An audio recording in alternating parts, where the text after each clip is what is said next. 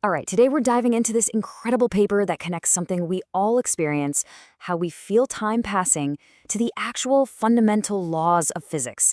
And it turns out that your energy, your focus, even burnout, it's all tied back to a big idea from the one and only Stephen Hawking.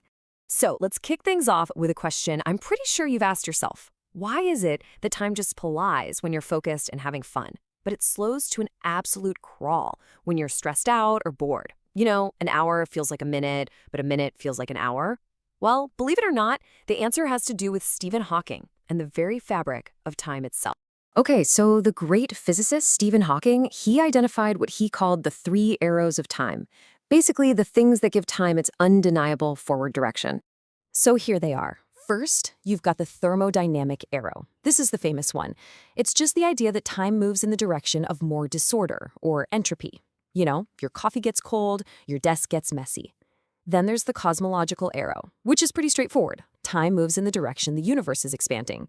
But then there's the third one, the psychological arrow. This is the direction we feel time passing in our own minds. And that one was the real mystery.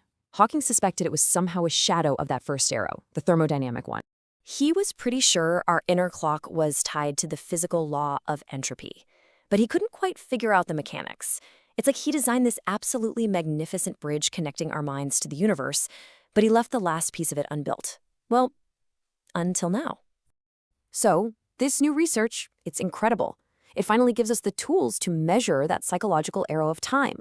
And it does that by breaking down our experience of time into 5 key components. Think of them like 5 dials on the dashboard of your mind. Okay, so dial number 1 is called sequence integrity.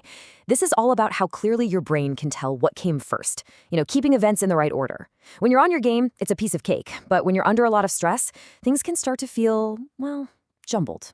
Next up is duration fidelity. This is basically your internal stopwatch. How accurate are you when you guess how long something's going to take, or how much time has just passed? Yeah, that accuracy can absolutely plummet when you're tired or feeling overwhelmed. Then you've got cycle coherence. Now, this one's about how steady and stable your internal rhythms are. We're talking about everything from your cycle of focus to your heart rate variability. If that rhythm is steady and coherent, you're in sync. But if it's chaotic, it means your internal systems are out of step, and you're just burning energy trying to keep up. All right, next is temporal drift. This one is a huge red flag for mental fatigue. It's basically asking, do your timing mistakes get worse the longer you work? If the answer is yes, that's a crystal clear sign that your cognitive fuel tank is running on empty. And finally, dial number 5, temporal load. This is pretty much exactly what it sounds like. It's that feeling of pressure you get from your to-do list, all those deadlines, the constant notifications. The bigger that load, the more time feels crushed, compressed, and just plain stressful. Okay, so we've got these 5 dials on our mental dashboard. But here's the really cool part. They don't just exist on their own.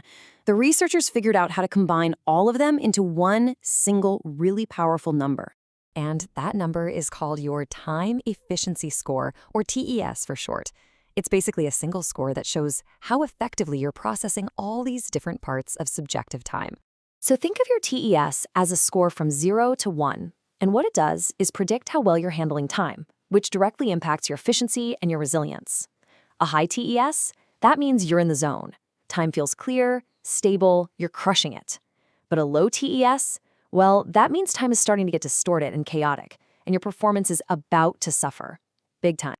And this is where it all connects back to physics. See, this test score isn't just some abstract number floating around in your head. No, it has a direct physical consequence on your actual energy levels, which brings us to the physics of burnout.